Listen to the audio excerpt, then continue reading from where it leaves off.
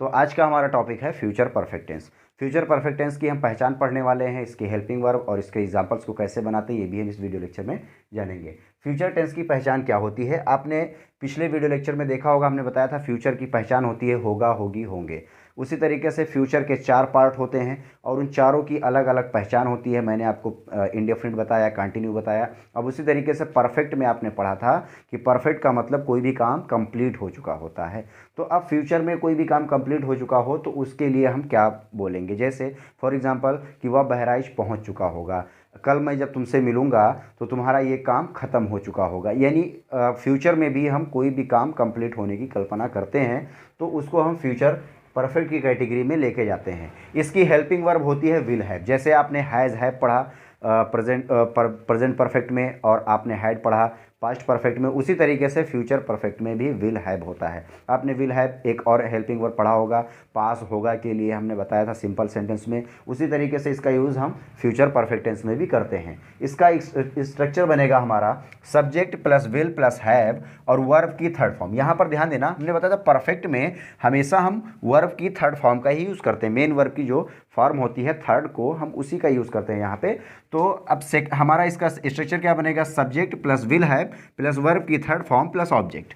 Negative में हमने आपको बताया था नॉट हम बीच में कर देते हैं। स्ट्रक्चर हमारा सेम वही रहेगा। अगर आपने पिछला वीडियो लेक्चर देखा है तो स्ट्रक्चर आपको पढ़ने की ज़रूरत नहीं है, ये आपको ऑटोमेटिक क्लियर हो जाएगा। इतना आपको ध्यान रखना है कि स्ट्रक्चर हमारा कैसे बनता है। ये आपको कब तब ध्यान होगा जब आपका पार्ट ऑफ सेंटेंस और टाइप ऑफ सेंटेंस कंप्लीट होगा। मैं कई वीडियो लेक्चर में आपको बता चुका हूँ कि पहले आपका पार्ट ऑफ सेंटेंस और टाइप ऑफ सेंटेंस क्लियर होना चाहिए। अगर ये चीज़ आपका क्लियर है, क्योंकि देखिए हमने बताया affirmative, negative, interrogative and negative, हर तरीके से सेंटेंसेस को हम बोलते हैं। अब अगर हम मान लीजिए अफर्मेटिव का स्ट्रक्चर बना रहे हैं, अफर्मेटिव का डेफिनेशन क्या है कि जिसमें ना तो क्वेश्चन पूछा गया हो ना तो नहीं दिया हो, और उसका हमने आपको रूल बताया था subject, helping verb, main verb और ऑब्जेक्ट। हमने लिखा subject, helping verb, main verb, object. अब यहाँ पर हमने कुछ चेंज किया है। चेंज किया है, हेल्पिंग वर्ब की जगह पर हमने विल हैव लिखा क्योंकि इसकी हेल्पिंग वर्ब विल हैव होती है। यहाँ पर वर्ब की जगह पर हमने वर्ब की थर्ड फॉर्म लगाया क्योंकि यहाँ पर वर्ब की थर्ड फॉर्म इस टेंस में हम यूज़ करने वाले हैं, तो हम वर्ब की थर्ड फॉर्म का ही इसमें लिखेंगे। हमने इसका रूल बनाया है। अब निगेटिव में भी आपने पढ़ा कि जिसमें नहीं दिया हो, क्वेश्चन न पूछा गया हो, तो नॉट को क्या करते हैं कि हेल्पिंग वर्ब के बाद और मेन वर्ब से पहले लिखते हैं, लेकिन हेल्पिंग वर्ब अगर 2 वर्ड वाला है तो उसको बीच में रखते हैं। इंट्रोगेटिव में हम हेल्पिंग वर्ब को पहले वर्ड को पहले ले आते हैं, सब्जेक्ट को बीच में कर देते हैं। तो will plus subject plus have verb की third form plus object, question mark हम लगाएंगे। और क्वेश्चन वर्ड में क्या होगा, यानी सेकंड वाले में हमको क्या करना है, यानी क्वेश्चन वर्ड हमें पहले लिखना है छांट करके, और उसके बाद हमें क्या करना है, will plus subject plus have और वर्ब की थर्ड फॉर्म प्लस ऑब्जेक्ट। ये चीज़ आपका क्लियर हो जाना चाहिए। उसके बाद हमारा एग्जाम्पल आता है। एग्जाम्पल में हम क्या करेंगे, एग्जाम्पल में जैसे वह घर जा चुका होगा, यहाँ पे चुका होगा, चुकी होगी। हमने बताया कोई भी सेंटेंस बनाने के लिए सबसे इंपॉर्टेंट क्या है, उसकी पहचान, टेंस की पहचान, उसकी हेल्पिंग वर्ब, उसका मेन वर्ब कौन सा यूज़ करेंगे, और सबसे इंपॉर्टेंट टॉपिक है हमारा पार्ट ऑफ सेंटेंस के रूल्स, यानी पार्ट ऑफ सेंटेंस और टाइप ऑफ सेंटेंस। आपको पता होगा ये अफर्मेटिव है। अब अफर्मेटिव में आपको पता है सब्जेक्ट क्या होता है और ऑब्जेक्ट क्या होता है, हेल्पिंग वर्ब क्या होता है, मेन वर्ब क्या होता है, ये चीज़ आपको पता है। तो यहाँ पर आपको ध्यान देना है कि इसकी हेल्पिंग वर्ब हम यहाँ पर हमने सब्जेक्ट के लिए यूज़ किया ही के साथ विल हैव तो हमारे सब्जेक्ट के साथ यूज़ करेंगे क्योंकि विल हैव ही इसका हेल्पिंग वर्ब है। हम शैल हैव का भी यूज़ कर सकते हैं, लेकिन आपने अक्सर अब देखा होगा कि शैल का यूज़ कोई नहीं करता है क्योंकि आई के साथ भी लोग विल का ही यूज़ करते हैं। धीरे धीरे ये चेंज होता जा रहा है, तो आपको हमेशा विल का ही यूज़ करना है। मैं सजेस्ट कर रहा हूँ, आप चाहें तो शैल का यूज़ कर सकते हैं, कोई दिक्कत नहीं है, आप शैल हैव भी लिख सकते हैं। तो he will have reached home, और शैल का अगर आप यूज़ करेंगे तो सिर्फ और आई और वी के साथ ही आपको यूज़ करना है, सभी सब्जेक्ट के साथ आपको नहीं यूज़ करना, ये भी आप ध्यान रखना। He will have reached home, वह घर पहुँच चुका होगा, वह किताब पढ़ चुका होगा, ये भी अफर्मेटिव है, तो ये वाला रूल हम लगाएंगे। ही लिखा हमने, वह के लिए विल हैव लिखा हेल्पिंग वर्ब, और उसके बाद हमने रीड माने पढ़ना, वर्ब की first form, second form, third form, read का तीनों सेम ही होता है। तो he will have read book. बच्चे फुटबॉल नहीं खेल चुके होंगे, नहीं आ गया, चुका होगा, चुकी हो गया, आ गया, तो क्या होगा यहाँ पे, पहचान तो आपको पता ही है कि फ्यूचर परफेक्ट टेंस है। तो the children will not have, हमने लिखा ना विल नॉट हैव क्योंकि विल और हैव के बीच में हमें नॉट लिखना है। Will not have played football, PLAY, play माने खेलना और प्लेड माने यानी इसका थर्ड फॉर्म हो जाएगा प्लेड फुटबॉल।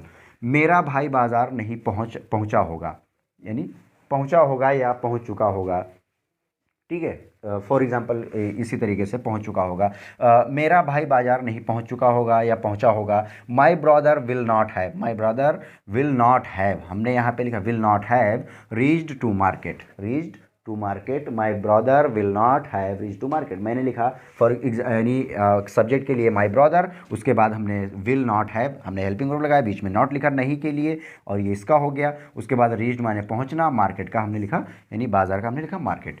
क्या राहुल खाना खा चुका होगा, चुका होगा, चुकी होगी, चुके होंगे आ गया। तो हम क्या पहले आ जाए तो हेल्पिंग वर्ब पहले लिखते हैं। अब हेल्पिंग वर्ब दो, अगर हेल्पिंग वर्ब दो वर्ड वाला है तो दोनों में से एक को हम पहले रखेंगे। तो विल को रखा हमने विल, उसके बाद हमने लिखा सब्जेक्ट यानी राहुल, और उसके बाद में हमने विल हैव लिखा, तो यानी चुका होगा, दोनों की अंग्रेजी इसी में हो गई। अब यहाँ पर खाना की अंग्रेजी ईट होता है, ईट का थर्ड फॉर्म क्या होता है ईटन, और उसके बाद में यहाँ पे इस खाना की अंग्रेजी हम लिखेंगे फूड।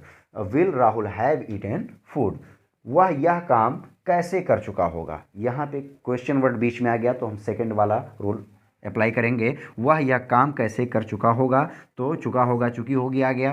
तो हाउ विल ही, हाउ माने कैसे होता है, how will he have done this work, do माने करना होता है, डू का थर्ड फॉर्म होता है डन, तो how will have he done this work यानी यह काम कैसे कर चुका होगा। इस तरीके से हम इंट्रोगेटिव का और अफर्मेटिव नेगेटिव का हम सेंटेंस बनाते हैं। फ्यूचर परफेक्ट टेंस के एग्जाम्पल्स को हम बनाने के लिए इस स्ट्रक्चर का इस्तेमाल करेंगे। और यहाँ पर आपको सिर्फ इतना ध्यान देना है कि इसकी हेल्पिंग वर्ब क्या होती है, इसकी वर्ब की फॉर्म क्या होती है, और इसकी पहचान क्या होती है। ये तीन चीज़ें आपको टेंस में क्लियर करना होता है। बाकी आपको बेसिक कॉन्सेप्ट जैसे part of sentence, type of sentence, ये आपको क्लियर करना होता है। तो अब इसमें अगर आपको, हमने एक टॉपिक बताया था इंट्रोगेटिव एंड नेगेटिव। अब अगर इंट्रोगेटिव एंड नेगेटिव अगर आपको बनाना है तो कहने का मतलब उसमें क्वेश्चन भी दिया रहेगा और नॉट भी दिया रहेगा। अगर फॉर एग्जांपल आ जाए क्या राहुल खाना नहीं खा चुका होगा, यहाँ पे नहीं आ जाए बीच में, तो हम क्या करेंगे राहुल के बाद नॉट यूज़ कर देंगे, क्योंकि यहाँ पे हम हैव से पहले नॉट का यूज़ करते हैं और हम सिर्फ विल को चेंज करते हैं। तो ये बनेगा यानी विल सब्जेक्ट और plus not plus have verb की थर्ड फॉर्म प्लस ऑब्जेक्ट बनेगा। यहाँ पे हम नॉट लिख देते हैं यहाँ पर, तो ये चेंज हो जाएगा। यहाँ पे हम क्या करेंगे, यहाँ नॉट का यूज़ कर देंगे अगर इसमें नहीं है तो। और क्या करेंगे, इसमें भी सेम उस तरीके से, वह यह काम कैसे नहीं कर चुका होगा, कैसे नहीं, यहाँ अगर नहीं आ जाए तो भी हम क्या करेंगे विल ही नॉट हो जाएगा, ही के बाद हम सब्जेक्ट के बाद ही नॉट का यूज़ करेंगे। यहाँ पर आपको ध्यान रखना है कि इंट्रोगेटिव एंड नेगेटिव में हमेशा हम सब्जेक्ट के बाद ही नॉट का यूज़ करेंगे, बस आपको इतना ध्यान देना है। तो ये चीज़ें आपका क्लियर हो गया है, आप इसका स्क्रीनशॉट ले सकते हैं।